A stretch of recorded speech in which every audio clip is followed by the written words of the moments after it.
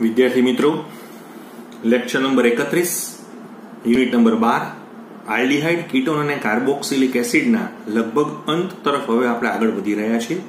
આજના લેક્ચરની અંદર આપણે આખો આ યુનિટ પૂરો કરી અને પછી આપણે એનસીઈઆરટી ની જે એક્સરસાઇઝ છે એના સ્વાધ્યાયના જે પ્રશ્નો છે એના તરફ આપણે આગળ વધશું। પણ પહેલા જે આપણે થોડુંક બાકી હતું કે એનસીઈઆરટી ની જે ઇન્ટેક્સ અનસોલ્વડ ક્વેશ્ચન છે જે 12.8 ની અંદર તમને લખાણ સંબંધિત પ્રશ્ન આપેલો છે એને પહેલા આપણે અભ્યાસ કરીએ। એ તમને એમ કહે છે કે અહીંયા દર્શાવેલી દરેક જોડીમાં તમે કયા એસિડની વધુ પ્રબળ એસિડ તરીકે અપેક્ષા રાખો છો। એટલે તમારે ખાલી એટલું જો અહીંયા આપો છો પછી તમને સમજાવવું એ અલગ વસ્તુ છે। હું અત્યારે બંને કામ કરી રહ્યો છું। તમને જે સૌથી પહેલું આપ્યું છે એ છે CH3 છે, C double bond O H, અને બીજું તમને જે આપેલું છે F CH2 C double bond O H। જોયું તમે બરાબર? હવે અહીંયા શું છે તો આપણે જાણીએ છીએ કે મિથાઇલ જે છે ને એ દાતા સમૂહ છે, એટલે દાતા સમૂહ હોવાને કારણે આમ OH ઉપર ઇલેક્ટ્રોનની ઘનતાને શું કરી નાખશે? વધારી દેશે। હવે જો ઘનતા વધી જશે તો અહીંથી H+ દૂર કરવો મુશ્કેલ બનશે, કારણ કે અહીંયા ફરીથી હું તમને કહેવા માંગુ છું કે મિથાઇલ સમૂહની +I અસરને કારણે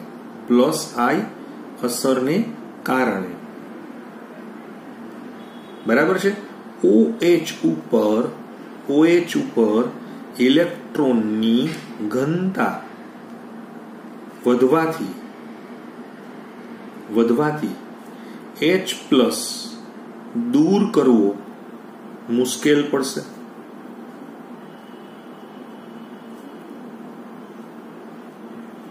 એની સામે અહીંયા તમે જુઓ ફ્લોરિન શું છે? ઇલેક્ટ્રોન ખેંચે છે, સમજાણું? એટલે અહીંયા તમે જોશો તો F ની બરાબર છે કેવી અસર છે? -I, એટલે કે ઋણ પ્રેરક અસરને લીધે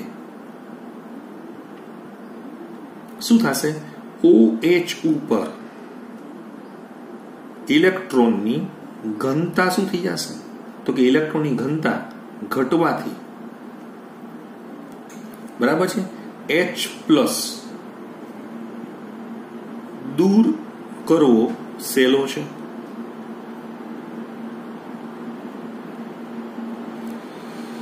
એટલે આ વધારે પાવરફુલ એસિડ છે। આ તો ઠીક છે, બાકી તો ઘણી બધી વખત તો હું જ્યારે અમે તમને ઓન બોર્ડ ઉપર સમજાવવાનું કરતો હોઉં તો હું તો તમને ઘણું ડિટેલમાં પણ એવું જો આમાં આ રીતે પણ તમે જવાબ આપી શકો છો। અને બીજું તમારે આવું પણ જવાબ આપવો જોઈએ કે સપોઝ કે તમે આનો એસિટેટ આયન બનાવો છો, એવી રીતે આનો પણ એસિટેટ આયન બનશે ને FCH2COO-। તો યાદ આવ્યું તમને કે અહીંયા જે છે ને મિથાઇલની પ્લસ અસર એટલે આ પણ પાછો કેવો છે? વધારે સ્ટેબલ જ બની જાય છે। એટલે આ જે +I અસર થતી હોય તો એ કાર્બોક્સિલેટ આયન જે બને છે એને છે ને થોડું ડિસ્ટેબિલાઇઝ કરી નાખે છે, કેમ કે બધું નેગેટિવ ચાર્જ એક બાજુ જ જાય છે, જ્યારે અહીંયા નેગેટિવ ચાર્જ બધી જગ્યા ઉપર શું થઈ જાય છે? ડિસ્પર્સ થઈ જાય છે, રાઈટ? એટલે આની સ્ટેબિલિટી છે। આવું પણ તમારે સમજાવવું જોઈએ જો તમે એવી ઈચ્છા રાખતા હો તો આ આપણો જે પહેલો મુદ્દો જે છે એ મેં તમને અહીંયા રજૂ કરેલો છે। ફાઇન। હવે આપણે નંબર 2 બીજો મુદ્દો જોઈએ છીએ। બીજા નંબરની અંદર તમને એવું આપેલું છે કે CH2FCOOH અને CH2 ઓકે, એટલે તમને આવું આપે છે F છે, અહીંયા CH2 છે, અહીંયા શું છે? C ડબલ બોન્ડ OH, અને અહીંયા શું છે? Cl છે, CH2 છે, C ડબલ બોન્ડ OH છે, બરાબર? Okay fine. હવે તમે બહુ જ ધ્યાનથી તમે જોશો તો અહીંયા શું છે તો કે ફ્લોરિનની ઋણ પ્રેરક અસર છે, તો કે સર અહીંયા ક્લોરિનની પણ ઋણ પ્રેરક અસર છે, રાઈટ? અચ્છા, એટલે બંનેની ઋણ પ્રેરક અસર છે, પણ ફ્લોરિનની ઇન્ડક્ટિવ ઇફેક્ટ જે છે એ ક્લોરિન કરતા કેવી હોય? વધારે હોય, વિદ્યુત ઊંઘા જ વધારે છે, એટલે એની ખેંચવાની તાકાત વધારે હશે, એટલે આને વધુ H+ ડેલ્ટા કરી નાખશે આની કમ્પેરિઝનમાં, એટલે અહીંથી ઝડપથી H નીકળી જશે, એટલે આની એસિડિકતા વધારે છે। ક્લિયર? એકદમ ક્લિયર? ચાલો હજી આપણે આગળ વધી રહ્યા છીએ। હવે હું તમને ત્રીજા નંબરના મુદ્દામાં તમને લઈ જાઉં છું।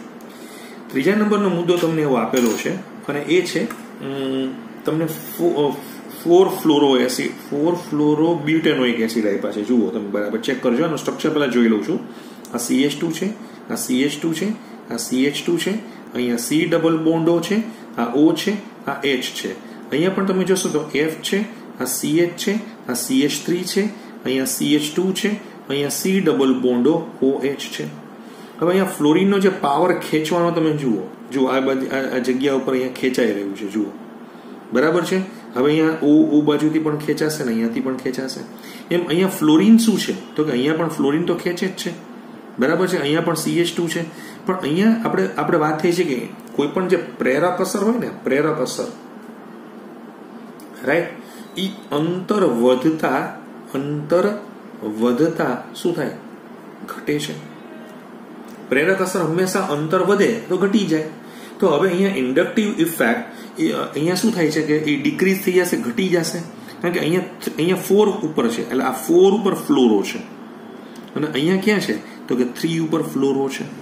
તો એનો મતલબ એવો થઈ ગયો કે અહીંયા અંતર ઓછું છે તો આનો પાવર વધારે હશે, એટલે આ વધારે એસિડિક જે છે એ તમને જોવા મળે છે. તો એ મુદ્દો પણ આપણે અહીંયા એસિડિકતાના સંદર્ભમાં સમજાવવો હોય તો આપણે સમજાવી શકાય છે. નંબર 4 તમને આપેલું છે અને એ તમને કંઈક આ રીતે આપે છે. તમને જે કમ્પાઉન્ડ આપેલો છે એ તમને આ રીતે છે, COOH છે અને અહીંયા CF3 છે. અને જે બીજો કમ્પાઉન્ડ આપેલો છે એ પણ તમે બહુ જ ધ્યાનથી તમે જુઓ, આ COOH છે અને અહીંયા મિથાઇલ છે. આપણે બધાને ખબર છે કે આ તો ખેંચાણવાળું પાવરફુલ ગ્રુપ છે અને આ તો દાતા ગ્રુપ છે. એટલે આ CF3 જે છે ને એની -I અસર, કોની, CF3 ની -I અસર જોરદાર છે. એની કમ્પેરિઝનમાં CH3 ની +I અસર જે છે રાઈટ, જો કે નબળી છે, +I અસર છે પણ નબળી છે, એટલે આ દાન કરશે એટલે અહીંયા OH ઉપર ઘનતા વધી જવાની છે, એટલે H+ ને નીકળવું મુશ્કેલ પડશે. એની કમ્પેરિઝનમાં વધારે છે. તો આ રીતે તમે અહીંયા જે મુદ્દો જે છે એ આપણે સમજાવવો હોય તો તમે સમજાવી શકો છો. ચાલો રેડી. એટલે આપણો એક પોર્શન અહીંયા થઈ ગયો, આપણો જે જોવાનો હતો તે. હવે તમને સીધું જ હું 12.10 કાર્બોક્સિલિક એસિડના વ્યુત્પન્નો, સોરી એના ઉપયોગો એ તમને બુકમાં હું લઈ જાઉં છું. તમને અહીંથી પણ ખ્યાલ આવી જશે કે કાર્બોક્સિલિક એસિડના આપણે કયા કયા ક્ષેત્રમાં ને કેવી રીતે ઉપયોગ કરવામાં આવે છે, જેથી આપણને ખ્યાલ રહી શકે. જેમ કે સૌથી પહેલા તમને જે આપેલું છે અને એ છે મિથેનોઇક એસિડ. જો પહેલો મુદ્દો છે તમારો મિથેનોઇક એસિડ. તો એમ કહે છે કે મિથેનોઇક એસિડનો ઉપયોગ રબરમાં થાય. એકચ્યુઅલી તમારે જ્યારે રબરમાં તમારે ઉપયોગ કરવો હોય તો કેવી રીતે થાય તો કે લેટેક્સ હોય રબરમાં, તમને યાદ આવે તો એક લેટેક્સ પોઈન્ટ આપણે આવે છે રાઈટ, તેમાં સ્કંદન કરવું હોય, કોએગ્યુલેટિંગ એજન્ટ, એટલે એનું સ્કંદન કરવા માટે કોએગ્યુલેટિંગ એજન્ટ માટે તમે ઉપયોગ કરી શકો છો. પછી તમે ચામડાની અંદર જે આમાં હોય તેમાં ડિહાઇડ્રેશન કરવું હોય તો ત્યાં તમે ઉપયોગ કરી શકો છો. ટેક્સટાઇલ ઇન્ડસ્ટ્રીઝની અંદર અને ઇલેક્ટ્રોનિક જે તમે જે જોવા જાઓ છો, કાપડમાં પણ થાય અને ઇલેક્ટ્રોપ્લેટિંગ. આ કાપડ અને ઇલેક્ટ્રોપ્લેટિંગ બંનેની અંદર તમે જો ઉપયોગ જોવા જશો ને તો એમાં એનો ઉપયોગ એસિડ બાથની જ્યાં જરૂર પડતી હોય તો ત્યાં આપણે ઇલેક્ટ્રોપ્લેટિંગમાં પણ એસિડ બાથ તરીકે થાય. હજી આમાં એક નથી ઉપયોગ લખ્યો, બાકી એક ઔષધોમાં પણ થાય છે, જેને ગાઉટ થયો હોય, જેને ન્યુરિટિસ થયેલું હોય તો એના ઉપચારમાં પણ આનો ઉપયોગ કરવામાં આવે છે. બીજું તમને આપેલું છે અને છે ઇથેનોઇક એસિડ. આપણે બધાને ખબર છે કે દ્રાવક તરીકે તો બેસ્ટ છે, એસિટિક એસિડ દ્રાવક તરીકે તો વપરાય છે અને ખાદ્ય ઉદ્યોગમાં વિનેગાર તરીકે વપરાય છે, બરાબર છે, એ આપણને ક્લિયર જ છે. પ્લસ તમને કદાચ ખબર હોય તો હજી હું થોડીક તમારી યારે વધારે ચર્ચા કરું તો તમે પોલિમર પાર્ટ જે ભણીને આવ્યા છો રાઈટ, તો એની અંદર પણ તમને કદાચ ખબર હોય તો આપણે પોલીવિનાઇલ એસિટેટ નામનું પ્લાસ્ટિક બનાવવું હોય કે રેયોન બનાવવું હોય, સિલ્ક બનાવવું હોય તો એમાં સેલ્યુલોઝ એસિટેટની જરૂર પડે. પછી ત્રીજો મુદ્દો છે હેક્ઝેન ડાયોઇક એસિડ. હેક્ઝેન ડાયોઇક એસિડનું બીજું નામ શું છે, એડિપિક એસિડ. એ નાયલોન 6 બનાવવા માટે વપરાય છે, તો આપણે બધાને ખબર જ છે. એના પછી તમને એક આપેલું છે બેન્ઝોઇક એસિડના એસ્ટરનો ઉપયોગ. એ અત્તર ઉદ્યોગમાં થાય છે. બેન્ઝોઇક એસિડનો જે એસ્ટર હોય તો એ પરફ્યુમરી ઇન્ડસ્ટ્રીઝ હોય ત્યાં, અને સોડિયમ બેન્ઝોઇડ જે છે એ ખાદ્ય પદાર્થમાં પ્રિઝર્વેટિવ તરીકે પરિરક્ષક, એટલે જેમ કે ટોમેટો સોસ છે કે કેચઅપ છે, ફ્રૂટ જામ છે, જ્યુસ છે, આ બધાની અંદર એનો પ્રિઝર્વેટિવ તરીકે ઉપયોગ કરવામાં આવે છે. અને ઉચ્ચ ફેટી એસિડ સંયોજનોનો ઉપયોગ, જેમ કે આપણે વાત કરીએ લોરીલ આલ્કોહોલ, મિરિસ્ટિક એસિડ હોય, પામિટિક એસિડ હોય, સ્ટીયરિક એસિડ હોય, ઓલિક એસિડ હોય, આ બધા ઉચ્ચ ફેટી એસિડ સંયોજનો હોય 12 કાર્બનથી 18 કાર્બનની રેન્જમાં ચાલતા હોય તો એનો ઉપયોગ આપણે સાબુ અને ડિટર્જન્ટની અંદર કરવામાં આવતો હોય છે. આ સાથે આમ તમે જોવા જાઓ તો આપણો 12.10 નંબરનો ટોપિક અને આ સાથે એનો થિયોરિટિકલ વિભાગ આપણે જે છે એ બધો જ અહીંયા કમ્પ્લીટ કરેલો છે. સાથે સાથે આપણે ઇનટેક્સ ક્વેશ્ચન્સ જે હતા, સોલ્વડ ક્વેશ્ચન્સ પણ આપણે જોઈ લીધા અને એના અનસોલ્વડ ક્વેશ્ચન્સ પણ આપણે જોઈ લીધા. હવે આજે આપણે જે દાખલ થવા માંગીએ છીએ અને એ છે NCERT ની એક્સરસાઇઝ, એટલે કે એના જે સ્વાધ્યાયના પ્રશ્નો જે છે એ આપણે શરૂ કરીએ છીએ. જુઓ, તમને પાઠ્યપુસ્તકના જે સ્વાધ્યાયના પ્રશ્નોમાં તમને એવું પ્રશ્ન પૂછવામાં આવેલો છે કે નીચેના પદોનો, જે તમને એક્ઝેક્ટલી એવું કહે છે કે નીચેના પદોનો અર્થ શું થાય છે અને દરેક પ્રક્રિયાનું એક ઉદાહરણ લખો. તો હવે આપણે એક પછી એક બધા એના ઉદાહરણોને સમજવાનો પ્રયત્ન કરીએ છીએ. હું આને તમને ફોટોગ્રાફ્સ પણ જે છે એ મોકલી દઈશ, પણ તમે અત્યારે જો કદાચ રફ પેજ કે કંઈ પણ વાપરતા હો તો તમે એ જોતા જાજો. મોટા ભાગે પછી આમાં હું થોડુંક લખાણ કરવાનું એવોઇડ કરું છું, કારણ કે નહીં તો પછી તમને બહુ લાંબુ પડી જશે. તમને એવું આપે છે કે નીચેના પદોનો અર્થ શું છે. જેમ કે તમને આપ્યું છે સાઇનોહાઇડ્રીન. હવે સાઇનોહાઇડ્રીન એટલે શું કહેવાય? તો કે જેમ એટલે જેમિનલ ડાયહાઇડ્રોક્સ જેમિનલ હાઇડ્રોક્સીનાઇટ્રાઇલ. હાઇડ્રોક્સીનાઇટ્રાઇલ એટલે શું કે જેમાં OH અને CN બંને એક જ કાર્બન પરમાણુ ઉપર જોડાયેલા હોય તો એને જેમિનલ કહેવાય. તો એનું નામ શું છે? સાઇનોહાઇડ્રીન છે, અથવા જેમિનલ હાઇડ્રોક્સીનાઇટ્રાઇલ સંયોજનો પણ એને કહેવામાં આવે છે. ભેગું તમારી બુક એવું લખે છે કે દરેક માટે પ્રક્રિયાનું એક ઉદાહરણ પણ લખો. તો આપણે આનું ઉદાહરણ લખી શકાશે ને કે આપણે કેવી રીતે બનાવ્યું હતું, યાદ આવે તો કે આલ્ડીહાઇડ અથવા કીટોન સંયોજનો હોય તો એની નિર્બળ એસિડિક માધ્યમમાં હાઇડ્રોજન સાયનાઇડ ઉમેરવાથી સાઇનોહાઇડ્રીન સંયોજનો બને છે. જેમ કે તમારી પાસે C ડબલ બોન્ડો હોય, HCN હોય, તો યાદ આવે તો H અહીંયા સૌ જોડાશે ને અહીંયા તમારો CN છે એ ડેલ્ટા પ્લસ સાથે જોડાશે અને તમારો આ જે પાઈ બંધ જે છે અહીંયા પાઈ બંધ સાથેનો એરો ખોટો છે, આમ જવું જોઈએ. Okay, fine. તો એ સાઇનોહાઇડ્રીન બનાવશે. આપણે એનો ઉપયોગ પણ હતો કે સાઇનોહાઇડ્રીન બને પછી એનું જલ આપણે જો કે આ બધી લખવાની જરૂર નથી. જે ઉપયોગો આપ્યા છે તો તમને થોડાક વધારાના સમજાવવામાં આવેલા છે, રાઈટ? ચાલો, હવે આપણે આવીએ છીએ નેક્સ્ટ. તમને આપે છે શું છે? અને એ છે એસિટાલ. એટલે એસિટાલ તમને આપ્યું છે સંયોજન, બરાબર જુઓ. એસિટાલ. હવે એસિટાલ એટલે શું?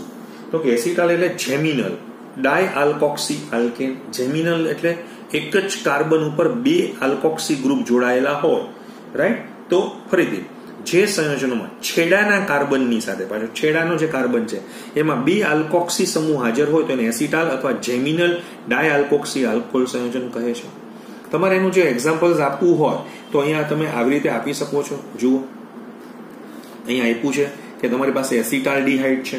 આ એસિટાલ્ડીહાઇડની પ્રક્રિયા તમે ઇથેનોલના 2 અણુઓ સાથે શુષ્ક હાઇડ્રોક્લોરિક એસિડની હાજરીમાં કરો તો તમને એસિટાલ્ડીહાઇડ ડાઇઇથાઇલ એસિટાલ સંયોજન પ્રાપ્ત થાય છે. બરાબર? તમારે ખાલી ઉદાહરણ જ આપવાનું છે, પછી બીજું બધું કંઈ જરૂરી નથી, કારણ કે તમને એવો પ્રકારનો પ્રશ્ન પૂછવામાં આવેલો નથી. એટલે હવે તમને શું આપે છે? સેમી કાર્બેઝોન. એવું તમને આપ્યું છે ને, સેમી કાર્બેઝોન. તો આપણે બધાને ખબર છે કે તેઓ આલ્ડીહાઇડ અને કીટોન સંયોજનોના વ્યુત્પન્નો છે. બરાબર છે? શું છે? વ્યુત્પન્નો છે. આલ્ડીહાઇડ અથવા કીટોનની સેમી કાર્બેઝાઇડ સાથે મંદ એસિડિક માધ્યમની અંદર પ્રક્રિયા કરવામાં આવે. જેમ કે તમારી પાસે અહીંયા આલ્ડીહાઇડ છે તો એની સેમી કાર્બેઝાઇડ સાથે લગભગ આપણે કેટલો pH વિચારતા હતા, અહીંયા 3.5 ની આજુબાજુમાં પ્રક્રિયા કરો તો અહીંયાથી પાણીનો અણુ નીકળી જશે અને આલ્ડીહાઇડ સેમી કાર્બેઝોન બની જશે. એમાં પછી તમારે આલ્ડીહાઇડ કીટોનનું છે ઉદાહરણ તમારે આપવું હોય તો એ તમે આપી શકો છો.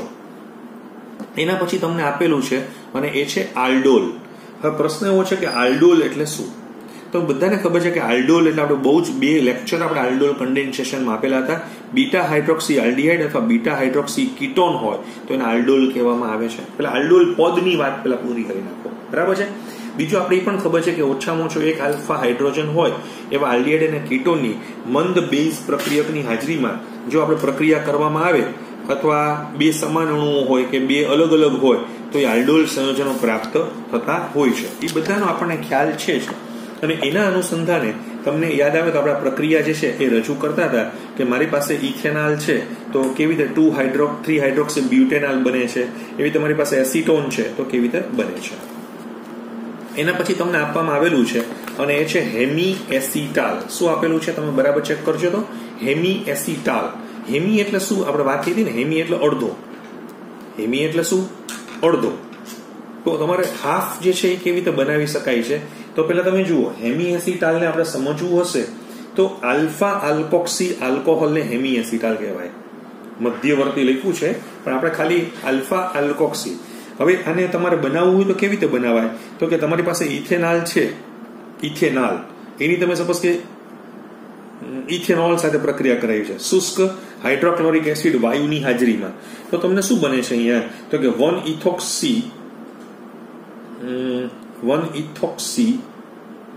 1 હાઇડ્રોક્સી ઇથેન, અથવા એને શું કહેવાય? હેમી એસિટાલ કહેવામાં આવે છે. કેવી રીતે બને છે એ આપણે સમજાવવાનું આવશે. બરાબર છે? એકદમ બરાબર ક્લિયર કરી નાખજો. અચ્છા, પછી તમને આપેલું છે ઓક્ઝાઇમ. હવે પ્રશ્ન એવો છે કે આ ઓક્ઝાઇમ સંયોજનો શું છે?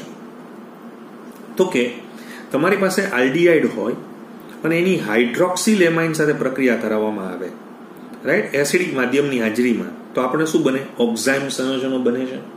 એટલે આલ્ડીહાઇડ અને કીટોને વીક, આપણે ટૂંકમાં નબળા એસિડિક માધ્યમની હાજરીમાં પ્રક્રિયા કરીએ તો આ બને છે. આ બધું આપણે ભણી ગયેલા છીએ, એટલે જસ્ટ એક રિવાઇઝ તરીકે જ આપણે જોઈએ છીએ.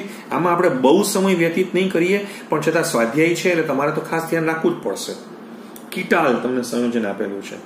હવે કીટાલ સંયોજનો જે કોઈ પણ હોય એ એક જ કાર્બન પરમાણુની ઉપર 2 આલ્કોક્સી સમૂહ ધરાવતા સંયોજનો છે. બરાબર છે? એક જ કાર્બન ઉપર 2 આલ્કોક્સી હોય તો એને શું કહેવાય? કીટાલ સંયોજનો કહેવાય.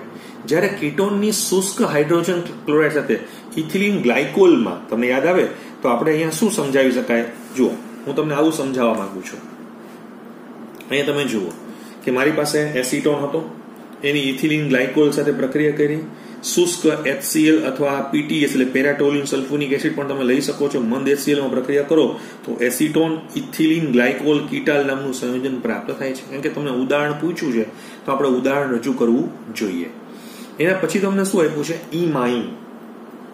એના પછી તમને શું આપે છે? ઇમાઇન. તો હવે ઇમાઇન એટલે શું? તો કે જે સંયોજનોમાં C ડબલ બોન્ડ N હોય અથવા CH ડબલ બોન્ડ N સમૂહ ધરાવતા સંયોજનોને ઇમાઇન કહેવાય. રાઈટ? એટલે આલ્ડીહાઇડ અને કીટોની એમોનિયા અથવા એમાઇન સાથે મંદ HCl ની હાજરીમાં પ્રક્રિયા કરો તો આપણને આ મળી શકે છે. જ્યાં Z બરાબર હાઇડ્રોજન પણ હોય, આલ્કાઇલ હોય, એરાઇલ હોય, આ રીતે NH ગ્રુપ પણ આવી શકતા હોય છે. બરાબર? એના પછી તમને આપ્યું છે 2,4-ડાયનાઇટ્રો ફિનાઇલ વ્યુત્પન્નો, એવું તમને આપેલું છે.